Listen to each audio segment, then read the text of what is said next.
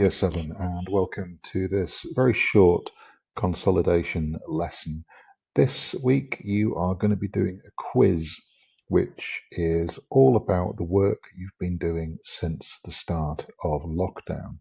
So what you will need to do is you will need to review all the work that you've done on Shakespeare and Romeo and Juliet, and you have done 6 lessons, I think, on Shakespeare, Romeo and Juliet.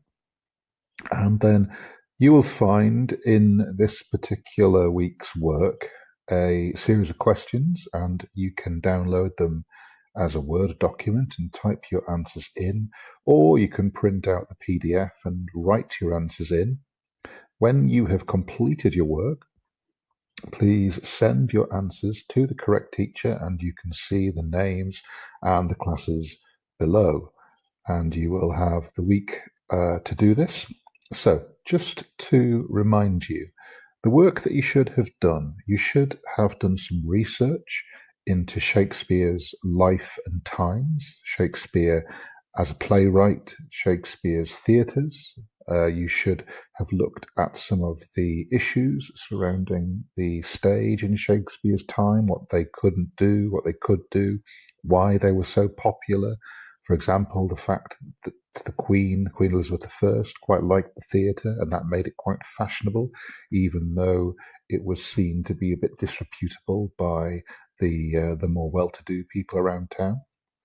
Theatres were banned from being built in the cities, so they had to be built outside city walls, and actors were looked down upon as being quite disreputable and people of low morals, which was one of the reasons why women weren't allowed to act, and so men had to take on the roles of females.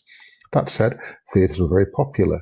The Globe Theatre, for example, the Shakespearean theatre, the theatre that Shakespeare helped to build, that theatre could seat 3,000 people, from the groundlings in the standing on the ground and in where we would have the stalls, right up to the very rich and wealthy people who would pay a lot of money to sit behind the stage in the sightlines of the other members of the audience.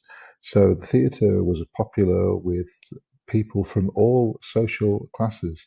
And the Globe wasn't just the only theatre. There were many other theatres, for example, the Fortune, the Rose, and so on and so forth, even a theatre called the Theatre.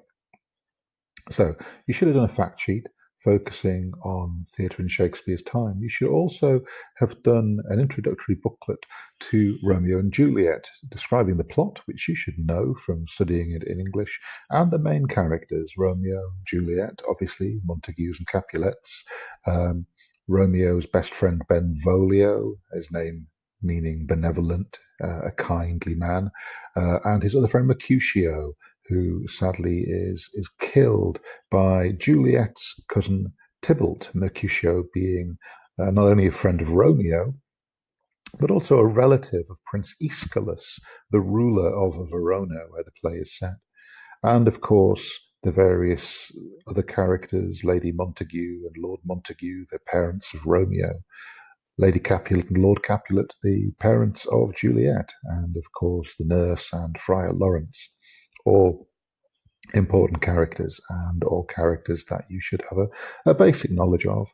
And of course the storyline, which you will have covered in some detail. 2 households, both alike in dignity, in fair Verona, where we lay our scene. From ancient grudge break to new mutiny, where civil blood makes civil hands unclean, and so on and so forth. Having got to grips with the story, you were asked to write a modern version of Romeo and Juliet, and I ought to say you're not likely to get any questions on your version of the story, so don't worry too much about that. And similarly, you were asked to design a set for Romeo and Juliet. Many people did the balcony scene, it's a good choice, and you won't be quizzed on that. Finally, you were asked to do a storyboard, a little mini comic strip for the prologue. And quite often directors, more film directors than theatre directors, it has to be said, will use storyboards to get an idea about what it is that they want the audience to see. But directors on stage can do this as well. The last piece of work you were asked to do was about subtext. subtext in general, subtext in Shakespeare's plays, and the idea of something that lives beneath the surface, something which is a connotation, something which is suggested by a play. And within this, you're asked to think about a few theatrical drama techniques, freeze frames, for example, still images or tableau, where the actor stands absolutely still and lets their pose, their facial expression, their body language communicate. And you were asked to think a little bit about some other drama techniques as well. So remind yourself about all the things that we've learned in drama this year.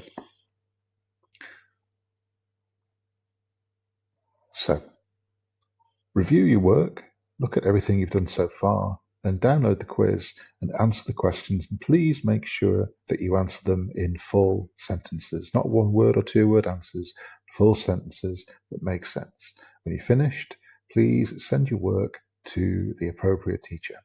And we will have a look at your work, we will mark it, and we will give you some feedback. So, hope you enjoy the quiz. Good luck.